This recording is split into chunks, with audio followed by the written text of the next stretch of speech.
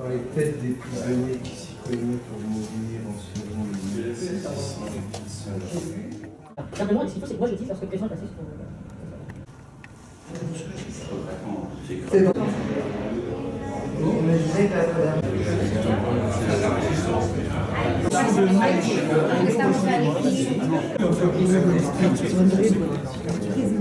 Ce magnifique endroit qui nous reçoit. Je pense presque chaque année, les éditions Myriam Solal avec toujours la même générosité.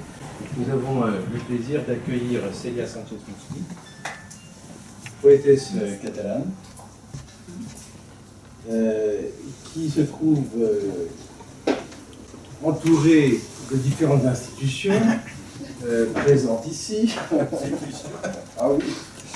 Marc Delouze, comme directeur artistique, c'est le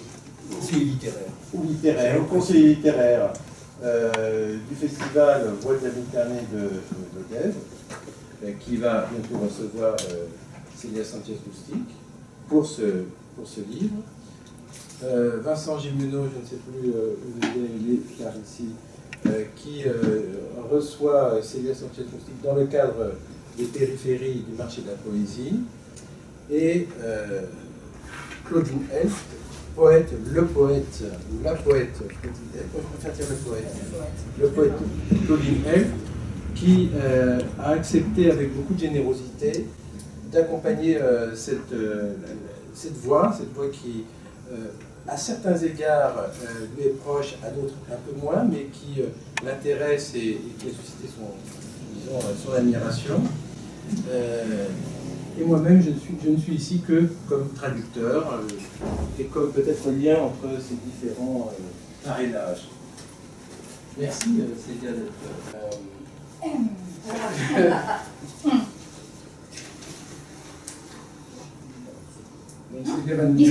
Quelques mots. Chers amis, et vous supposerez que je vous parle français parce que je connais cette langue. Je suis désolée de vous décevoir, mais ce n'est pas le cas. Pas même, pas un petit peu.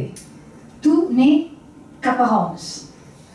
Mais mon amie Céline, qui elle en connaît un peu, enfin non, pas qu'un peu, mais tout.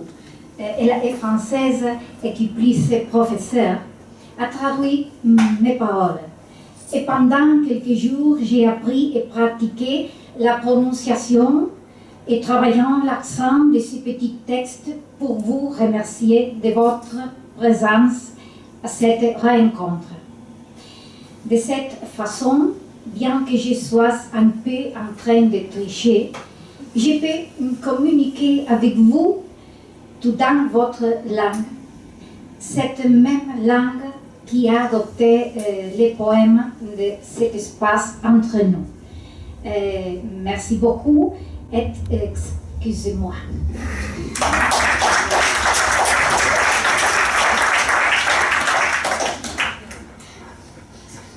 Je retourne juste quelque chose, ça n'est pas prévu maintenant, mais je voudrais tout de même faire une toute petite parenthèse très importante. C'est que François-Michel Durazo dit qu'il n'est qu'un simple traducteur. Je me permets de dire que depuis hier, il est un simple traducteur qui a eu un très grand prix de poésie pour ses traductions, qui est le prix Anna Bosquet, dont voici une couverture, et qui est aussi produit aux mêmes éditions. Je tenais à le dire, puisque je suis, disons, une part importante du prix Bosquet. Voilà. Mais c'est important de le savoir. Connaissance visuellement de Célia. J'ai l'impression d'entendre qu'on ne va pas s'ennuyer cet été à l'ODEV, au festival, parce que c'est toujours un moment assez fort, assez intense de rencontrer les poètes qu'on a choisi d'inviter dans un festival. J'ai toujours coutume de dire, et je le répète, avant tout, j'invite des poèmes avant d'inviter des poètes. C'est les textes que j'invite, et d'où l'importance d'avoir les textes et d'avoir les traductions des textes. Et de ce point de vue, François Michel, qu'on se connaît depuis maintenant pas mal d'années, est plus qu'un guide, est véritablement, je sais pas, je vais pas dire que tu es notre Virgile dans la Méditerranée, mais c'est un petit peu ça. À chaque tu me parles, d'abord tu me parles souvent, tu fais découvrir des nouveaux poètes, et puis toujours tu m'envoies des textes, et toujours tu me traduis, et c'est sur ces traductions que je choisis, on choisit, parce qu'il faut bien faire des choix, et c'est souvent douloureux, parce que si je suis un petit peu tes conseils, je crois qu'on a pour à peu près un bon demi-siècle de programmation assurée. Alors, comme entre-temps, il y a des poètes qui vont naître, et donc ça va être un petit peu difficile. Mais toutefois, je voudrais simplement dire deux, trois mots très rapidement sur ce qui, disons, la philosophie de ce festival des Voix de la Méditerranée de l'Odève, qui existe maintenant, ça va être la 17e édition cette année. Ce qui caractérise, bon, il y a beaucoup de festivals, hein, de poésie. Il y a deux domaines de poésie, même en France il y a des festivals, il y a de gros festivals, etc. Mais ce qui caractérise l'Odève, c'est que c'est vraiment un festival où la poésie est présente à travers les textes, à travers la qualité des textes. Trois critères président au choix. Un, des voix émergentes, ce qui est très rare dans les festivals, parce qu'en général, tu le sais, il y a beaucoup de poètes qu'on retrouve un peu dans tous les festivals, qui sont des habitués, qui sont des gens un peu avec une œuvre, etc. Mais souvent, c'est difficile pour les jeunes, les voix émergentes, de trouver leur place. Donc à l'Odève, principalement, on invite des voix émergentes, alors jeunes, c'est pas forcément en âge, mais disons des gens qui ne sont pas dans l'establishment, si je peux vous permettre cette expression, poétique. Ça, c'est le premier critère. Deuxième critère qui peut vous sembler peut-être un détail, c'est la parité. Et quand on s'occupe de poésie méditerranéenne, je crois que c'est un critère très important. Il y a toujours, là cette année, alors on a fait fort parce que je crois qu'il y a à peu près 60% de femmes dans la programmation. Et ça, c'est aussi important. Et le troisième critère, qui est le critère fondamental, c'est la qualité des textes. Ça, c'est ce qui prime au bout du compte. Voilà ce que je voulais dire. Et puis, Célia, voilà, moi je l'ai dit. J'ai eu, tu m'as fait envoyer ce livre, cet espace entre nous. Je ne vais pas en parler parce que je crois que c'est prévu et Claudine va dire des choses passionnantes là-dessus. Mais je veux dire que j'ai commencé, un bouquin où après je commence puis je coche, parce que j'ai pas de respect pour l'objet, j'ai de respect pour ce qu'il y a dedans. Je commence à cocher. Et alors, toutes les deux pages, c'est coché. Alors, ça veut plus rien dire, c'est-à-dire que tous les poèmes là-dedans, moi, m'ont absolument saisi. Voilà, et je parle en poète. Et merci Célia de venir offrir votre voix, ta voix, parce qu'on se tutoie hein, à l'Odève. Et j'ai hâte de te recevoir là-bas. Et déjà un grand plaisir de t'écouter dans ta langue, ici. Merci. Merci.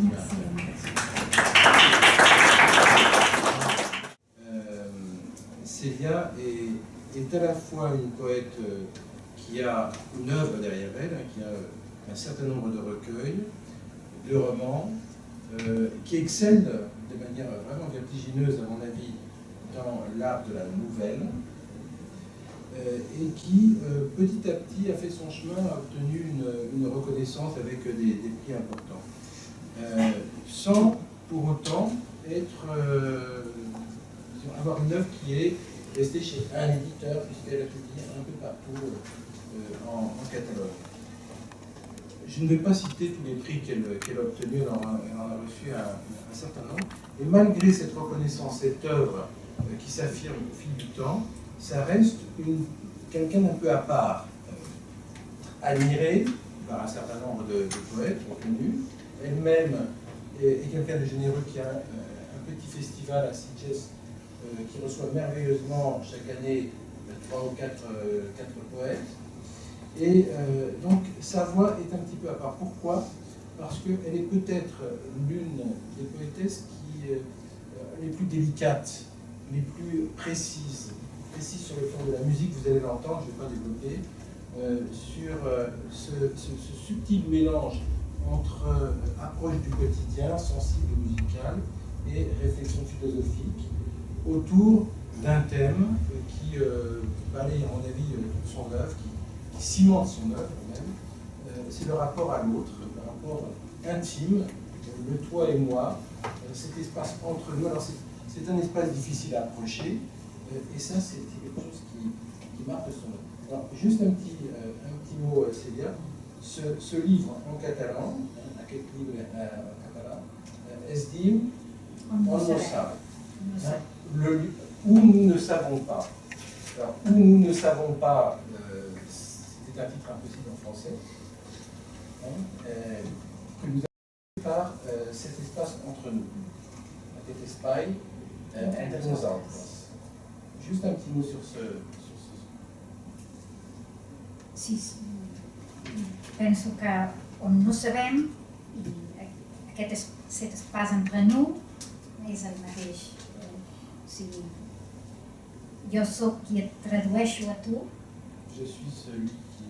tu em tradueixes a mi, no els llibres, Je te traduis, tu me traduis. sí, no el llibre, sinó la persona. I el que hi ha entre nosaltres, el que hi ha enmig, és allà on existim realment. Le lieu qui nous sépare, qui est entre nous, És allà on c'est le lieu où nous existons. però que nosaltres no podem conèixer. És un espai Mais que nous-mêmes ne pouvons pas connaître. C'est un espace à découvrir, non? a descobrir. Alors je m'adresse plus particulièrement à Célia. Je lui dis, les deux C de nos prénoms se sont croisés au regard du tapuscrit que m'a apporté François Michel. Un visage, le regard du visage, les yeux sombres et intenses, un air de bonté tamisé par la moue légère mais souriante de Céline Sanchez.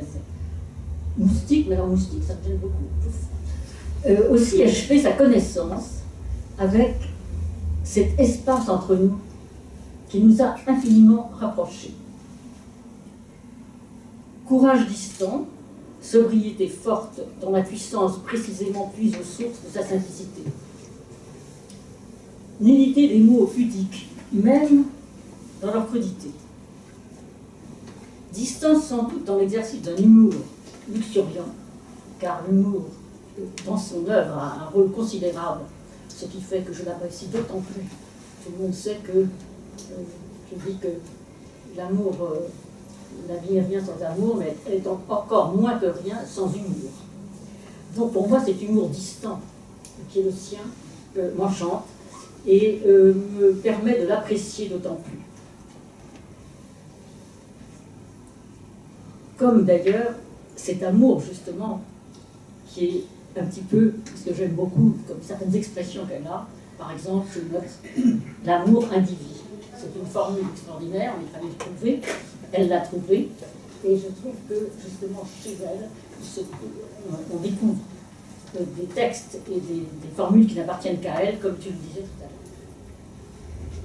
C'est la justesse du mot, mais la doit-on au traducteur aussi, la musique du sens, ce rythme du poète qui nous sera d'ailleurs restitué tout à l'heure par la propre lecture évidemment, qui forcément attache, puisque si on ne lit pas le poème dans sa langue, il est évident qu'on en perd toute une partie gigantesque. Donc l'un et l'autre, ce qu'on fera, une lecture justement alternée, permet de restituer au texte toute sa saveur. Alors évocation de lieux précis dans un intemporel volontairement imprécis. Pour moi, peut-être la séparation, pour moi, est une mort, une autre mort à laquelle il faut survivre. Et je crois que là, nous nous entendrions. Une énigme, celle de tout amour, quelle que soit sa forme, est restituée dans son mystère. Le premier poème du livre nous introduit au-delà de ces manuscrits originels qui se situent aux marges de quelques brouillards. Brouillons dans lesquels se confondent extérieur et intérieur des dieux et de l'esprit, du corps aussi. Car le corps est évidemment très très présent dans ce livre. Le corps est présent, mais dans un lieu intemporel, enfin un espace-temps intemporel. Et il est dans le poète Célia Sanchez un mélange étrange de siècle et d'art. En effet, elle est aux limites de la synesthésie dans un poème comme Vernis rouge, ou encore dans la fiction du verre qui absorbe la peau.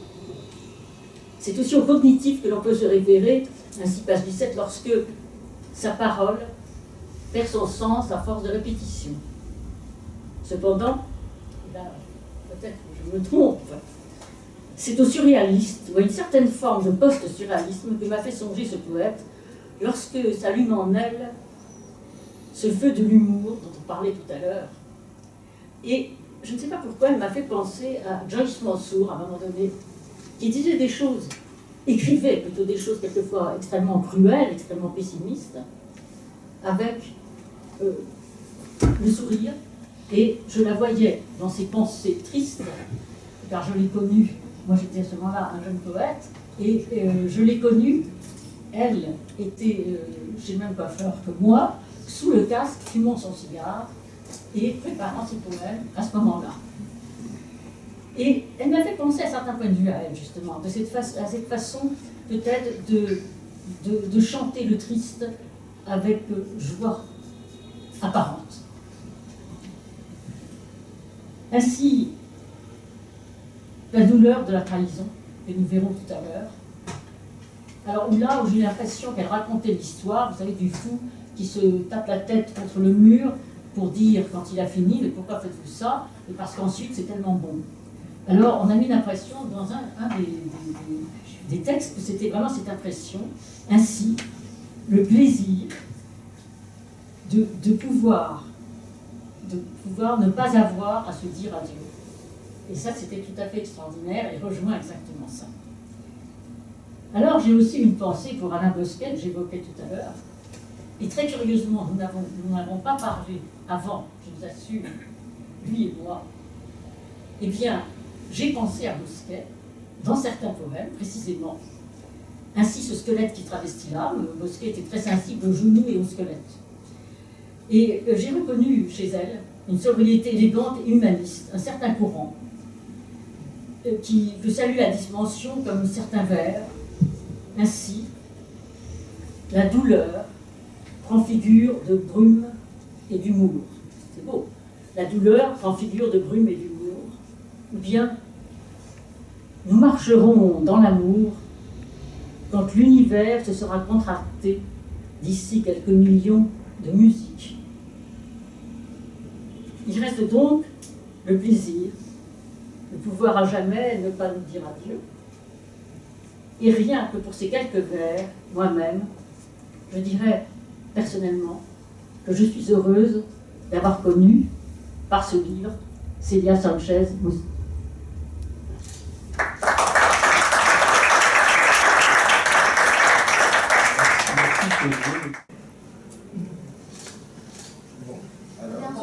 Avec quelques verres de vin, ça va aller très très vite. Non, avant d'ouvrir le livre, moi, je voudrais quand même dire une chose, c'est que moi je suis extrêmement sensible à la beauté des livres que produit Myriam. J'y suis extrêmement sensible. Pour moi, il y a le temps, bien sûr, et je pense que les éditeurs ont un rôle capital dans la vie des poètes. Merci.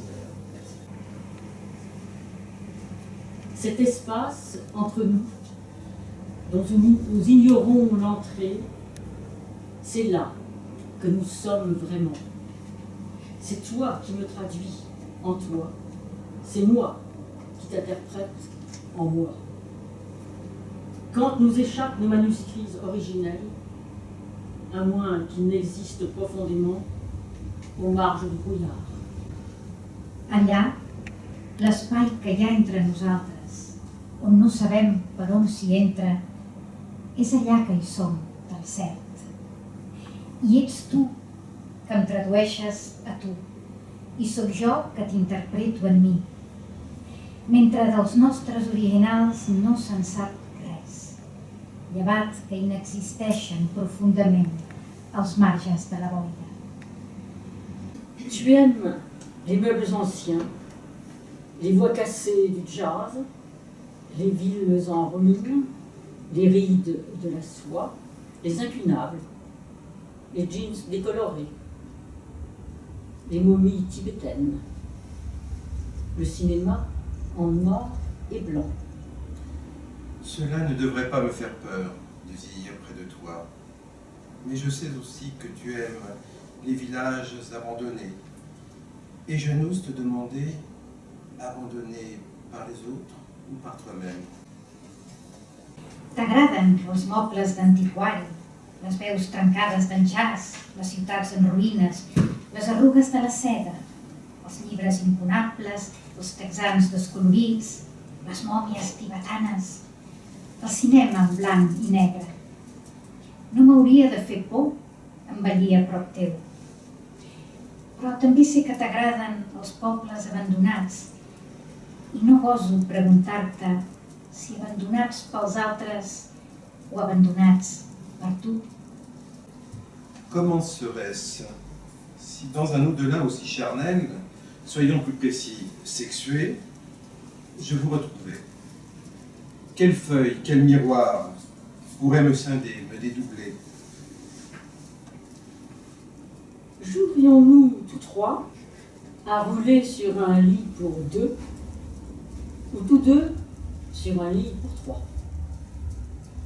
Vos maîtresses s'y glisseraient-elles aussi?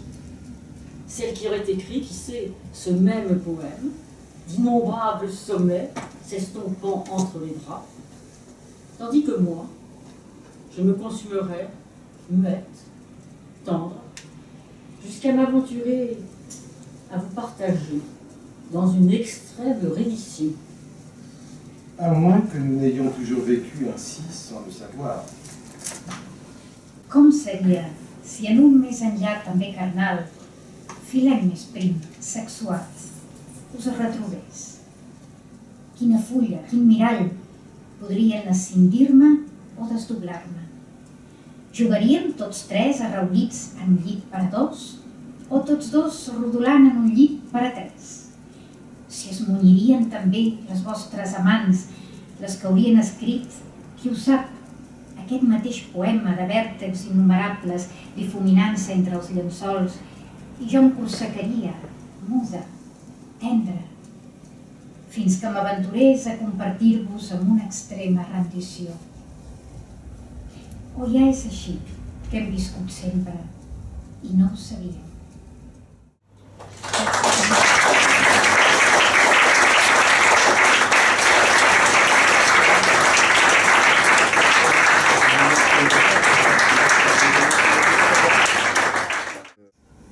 Non, parce que moi, à la réécouter, enfin, je ne sais pas si vous les avez bien, c'est difficile comme ça à l'écoute, hein, une première fois. Je ne sais pas si vous connaissiez vous connaissiez les poèmes d'abord, mais vraiment à la réécoute, après l'avoir lu déjà 2 fois.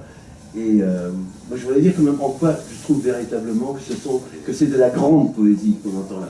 Et je veux dire pourquoi.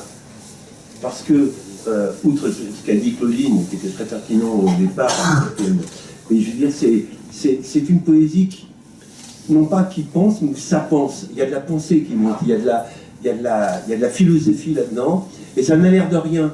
On se promène comme ça, un petit peu dans des faits, dans une situation un peu vaguement inquiétante parfois, mais pas trop. Et puis à la fin, il y a ce que j'ai découvert là, véritablement, en l'entendant, c'est mais j'appellerais ça plutôt des trébuchements. À la fin, c'est comme si, hop, d'un seul coup, on se prend les pieds dans un caillou, et on manque de tomber, mais on ne tombe pas tout à fait. Et là, véritablement, d'un seul coup, on a une perception différente de la réalité. Et c'est ça la grande poésie. C'est celle qui nous fait penser le réel autrement et se situer autrement par rapport au réel. Et ça, dans ces poésies, dans tous les poèmes, il y a ça, véritablement. Moi, je vais aller ce poème très court, qui est pour moi le meilleur de tout le recueil, que vous n'avez pas choisi, mais par contre, presque tous les poèmes que j'avais choisis, vous l'avez choisi. Bon, pas difficile, j'avais corné à peu près une page sur 2. Hein. Mais ça s'appelle Boucle fermée. Que ne donnerais-je pour une fenêtre avec vue sur la mer? Tout. Des années de vie, la lumière de ma maison, ma nourriture, mes vêtements, mes heures de loisirs et de sommeil, un bras, une jambe, tout. Je donnerais tout pour une fenêtre avec vue sur la mer. Tout. Sauf une chose. Ma fenêtre nue, grise, singulière, sans vue sur la mer. Et ça, je trouve que c'est vraiment bien résumé, c'est magnifique. Très, très bien.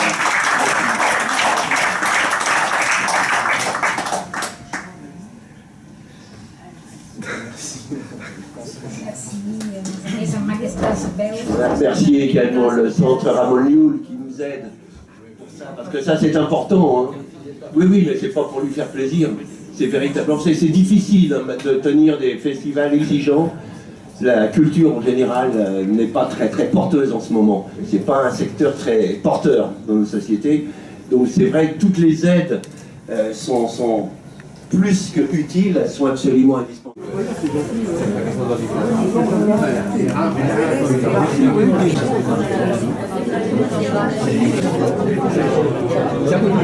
Glory.